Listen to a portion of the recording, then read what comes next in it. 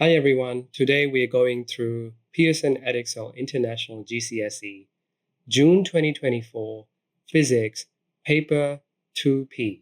Let's look at the first question. Number 1. The Hertzsprung-Russell diagram shown can be used to classify stars.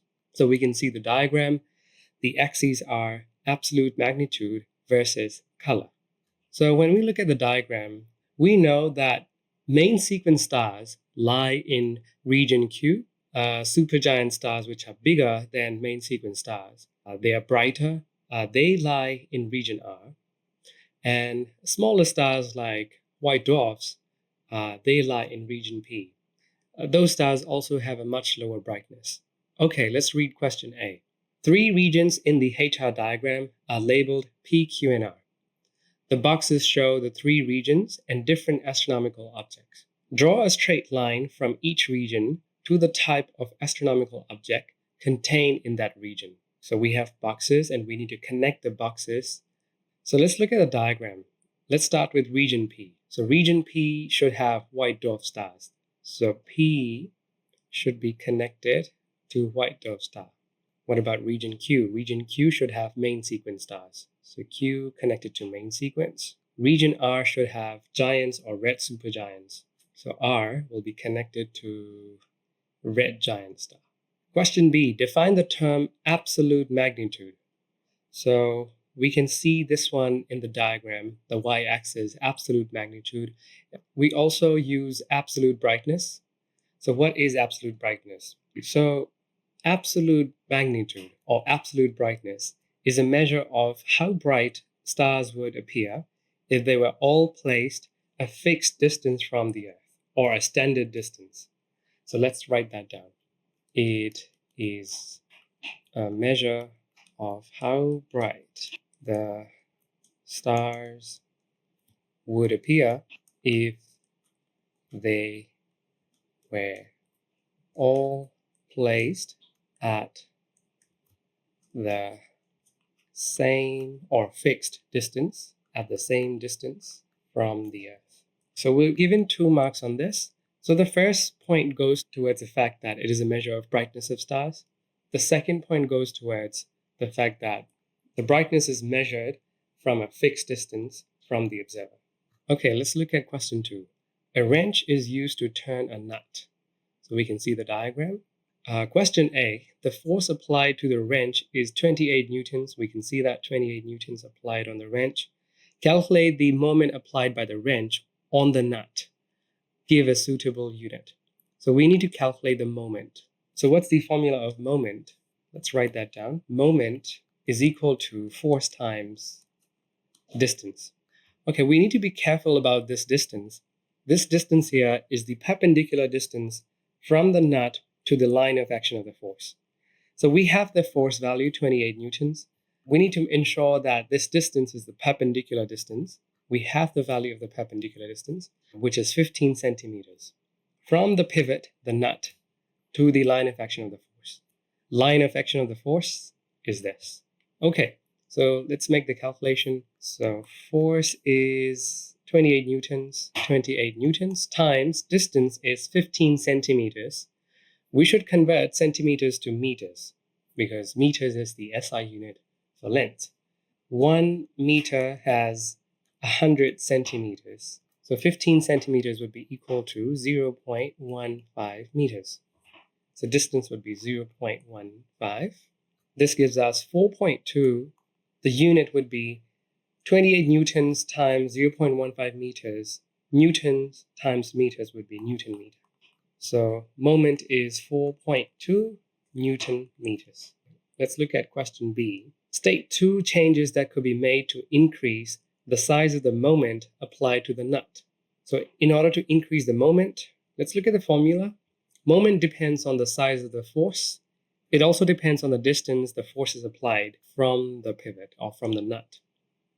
So the first one would be to increase the size of the force. Increase the size of the force applied. The second one would be to increase the distance between the force and the pivot. So apply the force at a further distance away from the nut. Okay. Question C.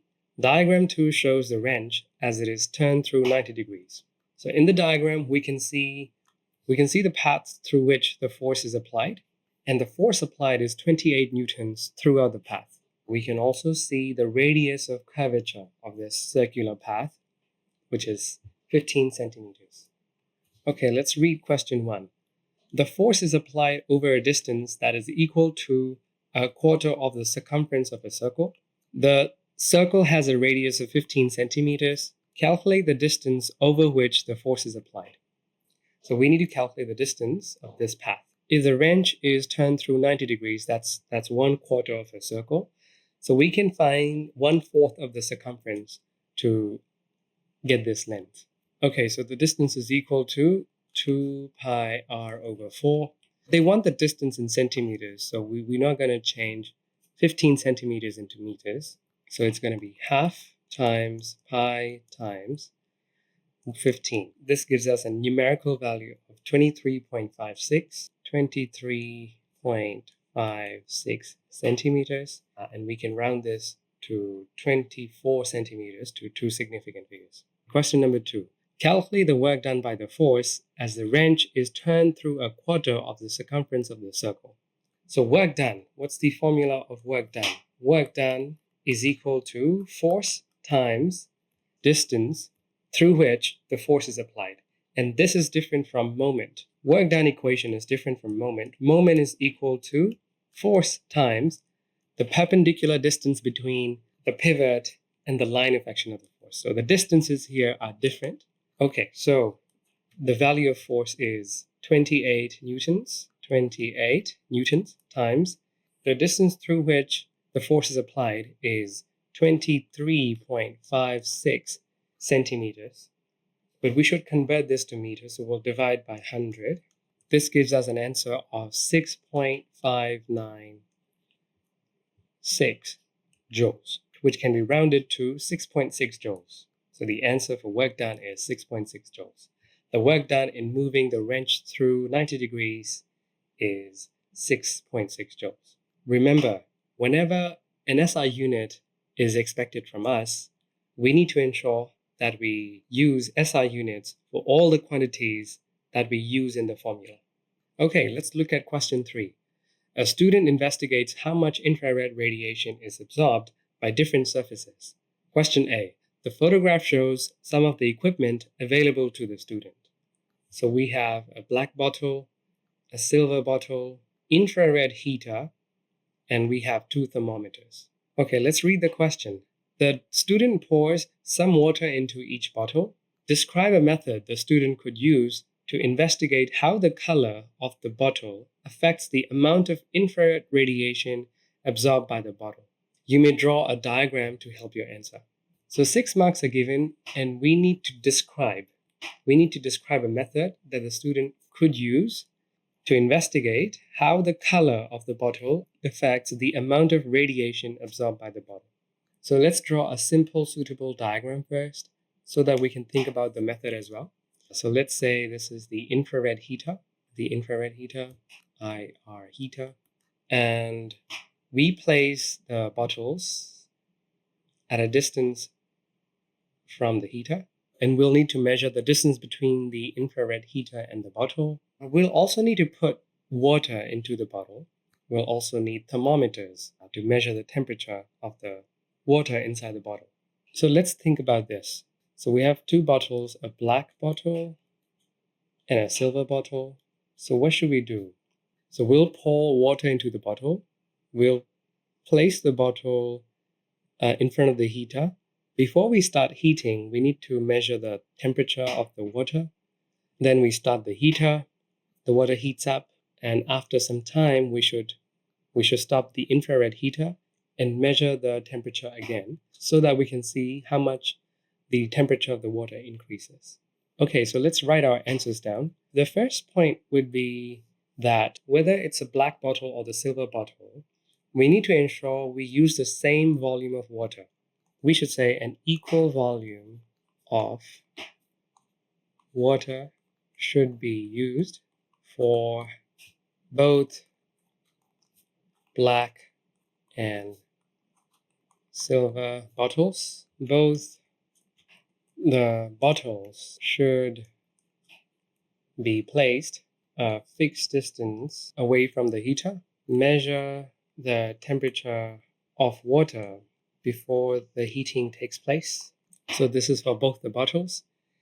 Heat the bottles for a fixed amount of time. Measure the final temperature of the water in the bottles. So how many points do we have altogether now? 1, 2, 3, 4, 5. Okay, we should also state that we can calculate the increase in temperature, and then finally repeat the process and calculate the mean increase in temperature. Repeat. Okay, and that should be a complete answer. So using this method, we'll be able to see which color of the bottle results in a greater increase in temperature. And a greater increase in temperature would mean that more infrared radiation was absorbed by the bottle. Okay, let's look at question B. The student plots a graph to show how the temperature of the water in each bottle varies with time. Draw two curves to show the expected variation in temperature of the black bottle and the silver bottle during the investigation. Label your curves with the color of each bottle. So the y-axis is temperature, x-axis is time. So as time goes on, the temperature of the bottles will increase. So according to our knowledge, black color absorbs more infrared radiation per unit time. So the temperature for black bottle will increase faster than the silver bottle. So we can draw something like this. Let's set the initial temperature over there. As time for heating goes on, the temperature of the bottle rises. Let's say this is for black. So for silver bottle, the rate at which the temperature increases would be smaller. But the initial temperature will be the same as the black bottle. So this could be for silver. Okay, let's look at question number 4. This question is about electrostatics. A polythene rod is rubbed with a cloth, which causes both the rod and the cloth to become charged.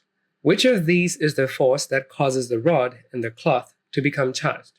It is the friction force that causes the electrons to be transferred from one object to another. So the answer is A. Okay, number 2, the polythene rod becomes negatively charged.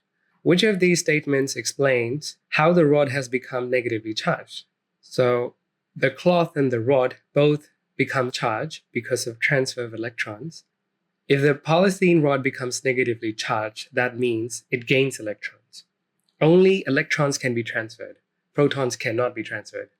So the answer would be A, the rod gains electrons and becomes negatively charged.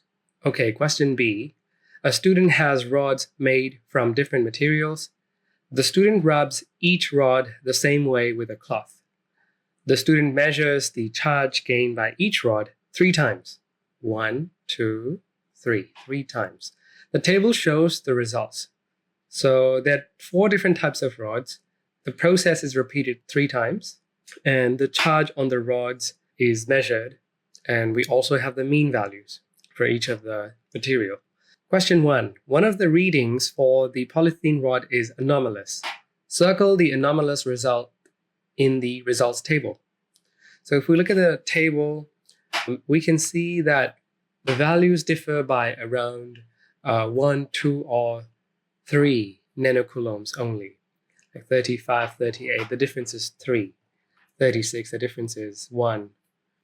If we look at ebonite, the differences are 2 or 3 at most. Polythene, if we look at polythene, 61, 59 are close. They differ by 2, but 80 is very different. Relative to every other differences, 80 is very different from negative 59 and negative 61. So negative 80 would be the anomalous result. Number 2, state how the student should deal with the anomalous result. So whenever we have an anomalous result, we should discard it and we should not include in the mean calculations. So we'll say the anomalous result is discarded and is not included in the mean calculations. And that gives us 1 mark. Question number 3. Calculate the mean charge for the polythene rod. So we need to calculate the mean for polythene. So we have negative 61, negative 59. We only have two values. If we calculate the mean, we will get negative 60. So let's show the calculation. Mean charge equals negative 61 plus negative 59 over 2. This will give us negative 60 nanocoulombs. So the answer is negative 60. This is negative 60. We did not include negative 80 nanocoulombs in the calculation. Number 4, describe how the student could use the rods to demonstrate that there are two different types of electric charge. So some rods are positively charged and some are negatively charged. How do we demonstrate that they have different charges? So what we can do is we can take one of the rods and suspend using a thread, and we can use other rods turn by turn and see what happens. So we have a suspended rod which is already charged, and we bring other rods close to this suspended charge. If both the rods are charged, they will exert forces on each other. If the rods are oppositely charged, they will attract each other. If the rods have the same charge, positive and positive, they will repel each other. So that's what we have to explain. So we are given 3 marks for this, and we need to describe how this can be demonstrated. So we'll say, suspend one of the charged rods using a thread. Bring the other rods turn by turn close to the suspended rod. Since all the rods are charged, they will exert electrostatic forces on each other. Rods which have opposite charges will attract each other.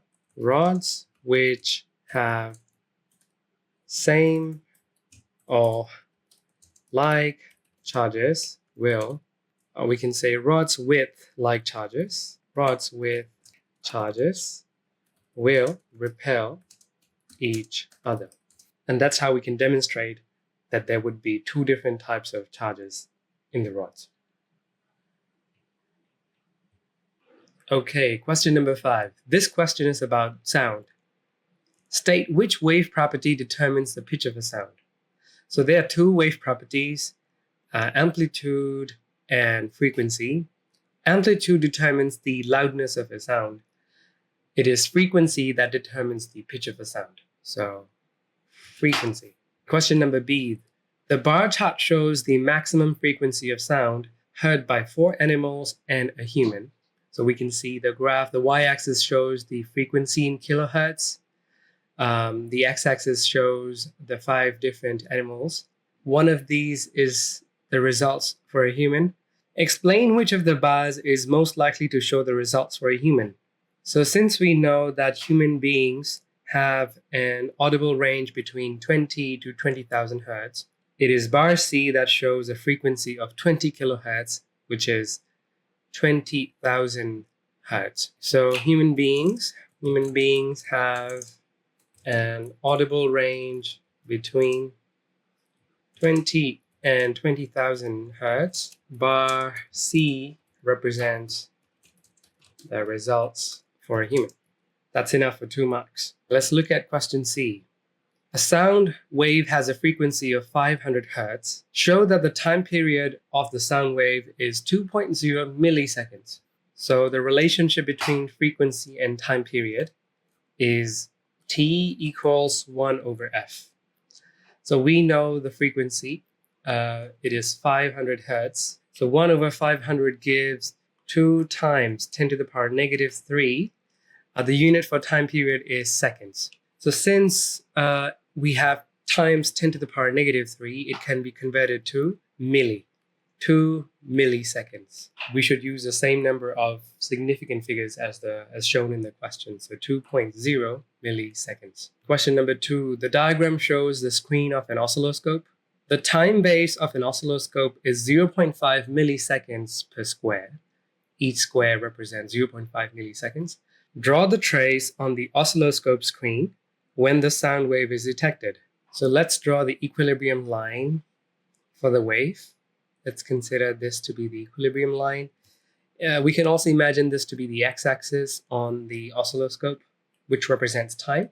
And we can also draw the y-axis here, which represents the displacement. Okay, the unit for time would be milliseconds. So each square represents 0.5 milliseconds.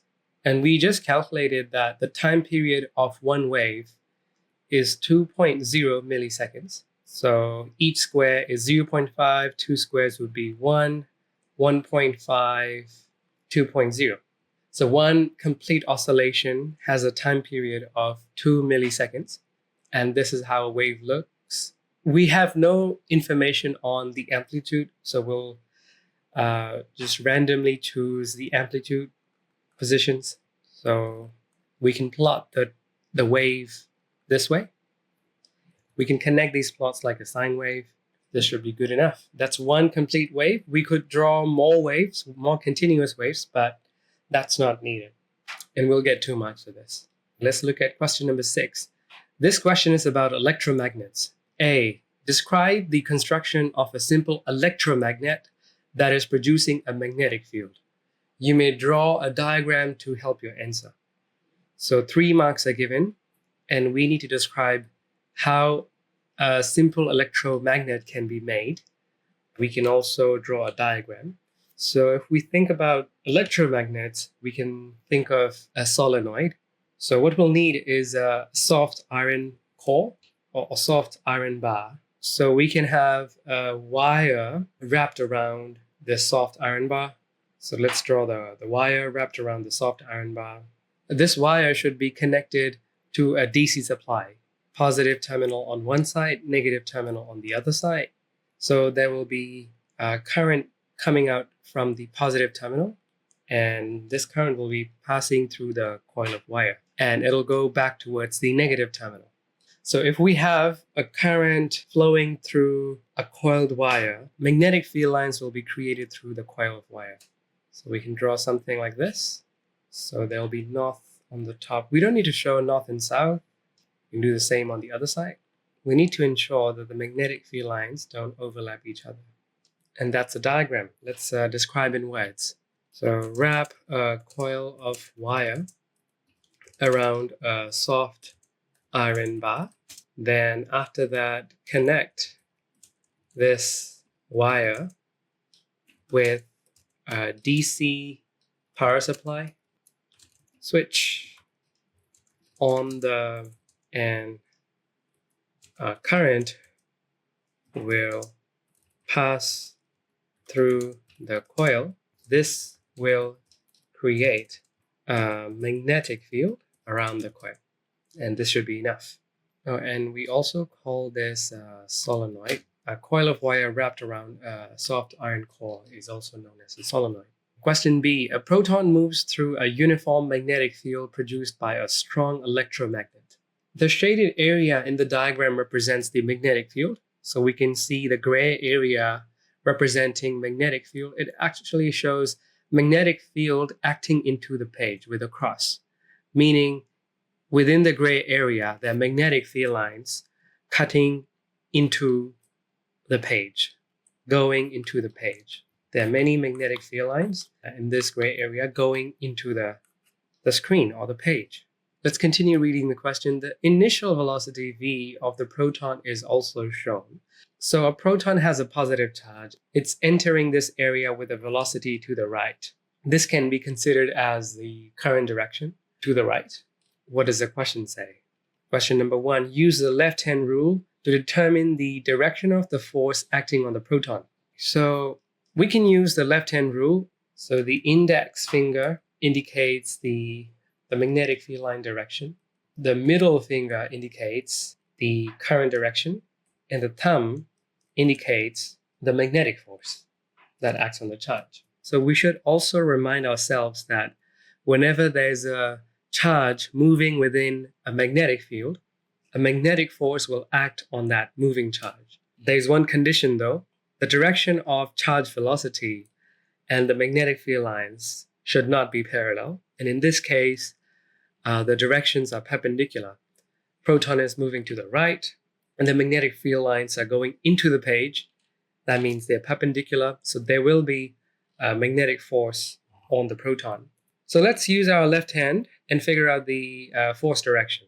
So index finger is going into the page. Middle finger will be pointing to the right. My left hand shows that my thumb is pointing upwards. So middle finger, and the cross represents the index finger, and my thumb shows that it's pointing upwards, meaning there will be a force on the proton in the upwards direction. So magnetic force acts on the proton in the upwards direction. Okay, question number 2. Explain how the force on the proton changes as the proton moves through the magnetic field. You may add to the diagram to help your answer. So let's check if the force on the proton changes as the proton moves through the magnetic field. Let's have a look. When we look at this diagram, the proton wants to move to the right, but as soon as it enters the field, there is a force on the proton that is perpendicular to the velocity, and this will make the proton change its direction. Basically, the direction of the motion of proton will be curved like this. Why does it curve this way?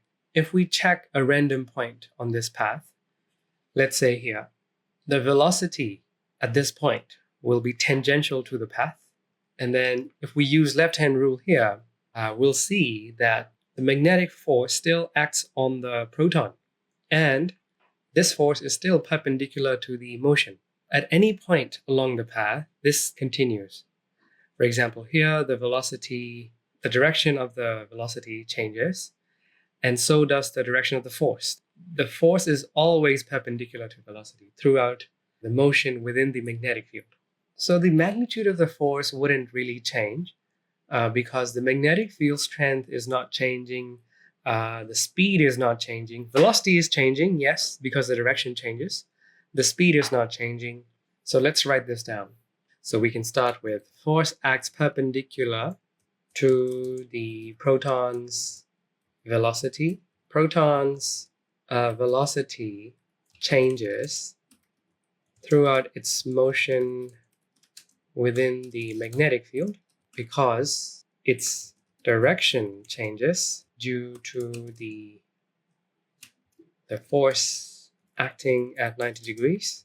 So since the speed nor the magnetic field strength do not change, the force on the proton stays constant. It does not change. That's a complete answer. Okay, number 3, suggest why the velocity of the proton changes. So again, we can repeat what we mentioned earlier. It changes because the direction of the proton changes due to the perpendicular force. All right. Okay, let's move on to the next question. Number 7. A hydroelectric power HEP station generates electricity from renewable energy resources. Question A, state what is meant by the term renewable energy resource. So renewable energy resource means that the resource will not run out or it could be replaced.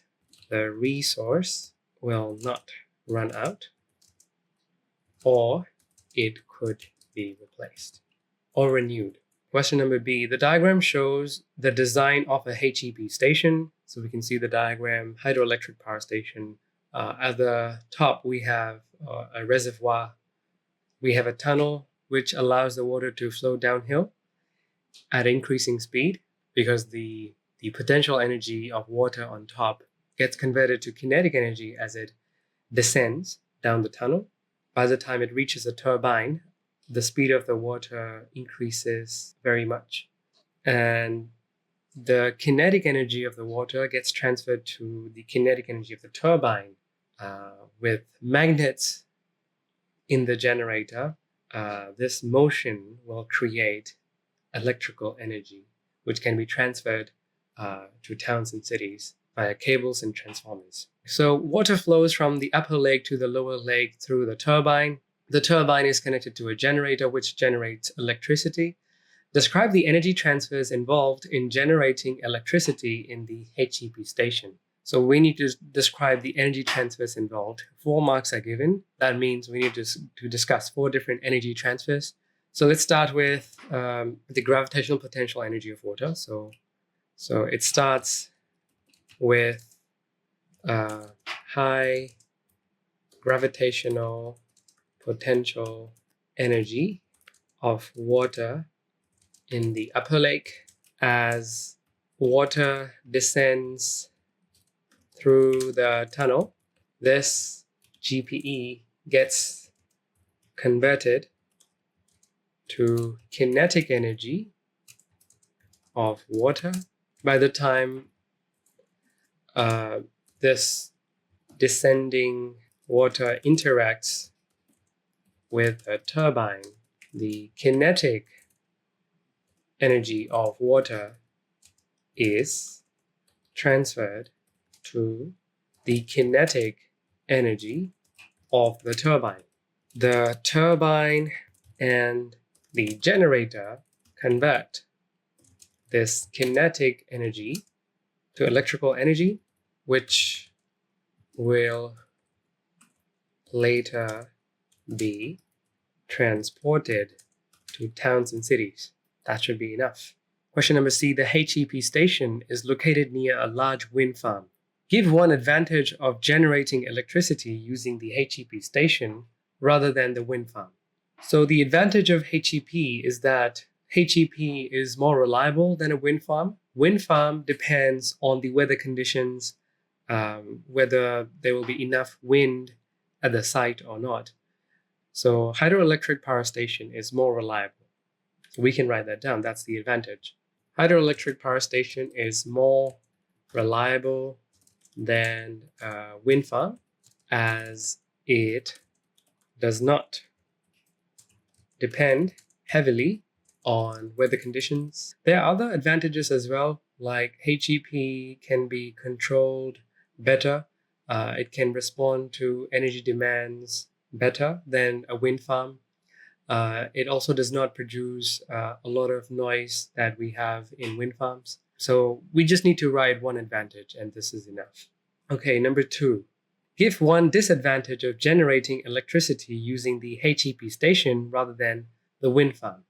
Now we need to talk about the disadvantage of the HEP. Compared to the wind farm, the disadvantage of HEP is that it requires mountainous regions at high altitudes, or we can also say that it requires a large area of land that needs to be flooded all the time for the reservoir.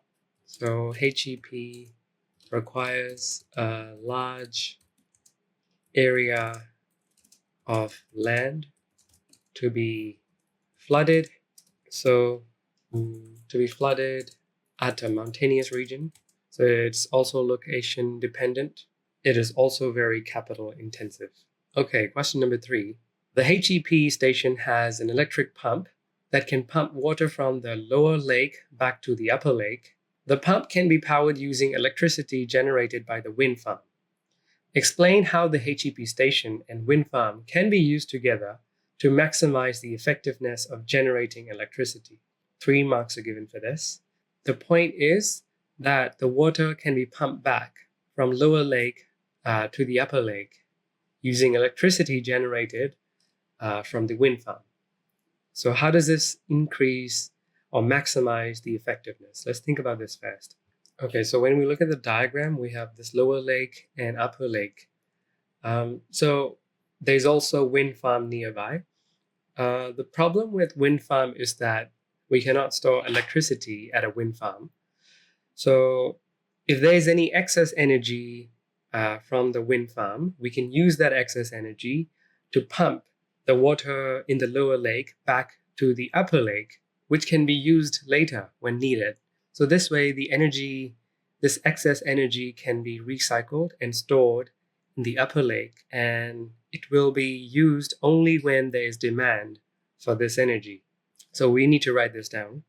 The wind farm cannot store energy or electricity. Therefore, any excess energy generated by the wind farm can be used to pump the water in the lower lake back up to the upper lake, and this acts like energy being stored at the upper lake.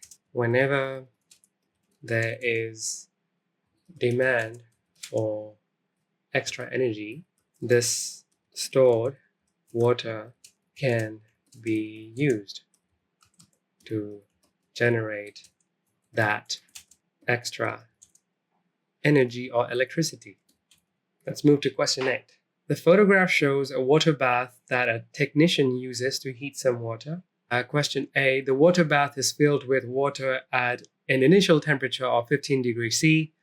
Calculate the initial temperature of water in Kelvin. So we need to know the conversion between degree C and Kelvin. So if we have a degree C temperature, in order to get Kelvin temperature, we just need to add 273 to it to get the Kelvin temperature. Therefore, it'll be 273 plus 15, which is 288 Kelvin. 288. Okay. Question B. The technician heats the water to a final temperature of 60 degrees C. Describe how the energy of the water molecules changes as the temperature of water increases. So how do we answer this? So we can say the temperature of water increases as the water molecules absorb heat energy that is provided. This energy is converted to the Ke of the water molecules. So the Ke of water molecules increases and they vibrate faster. They vibrate or move faster.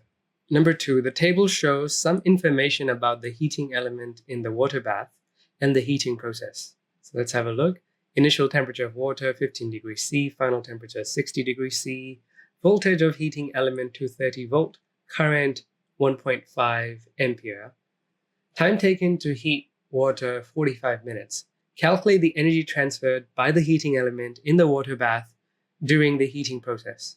So the heat transferred by the heating element can be calculated for the information given.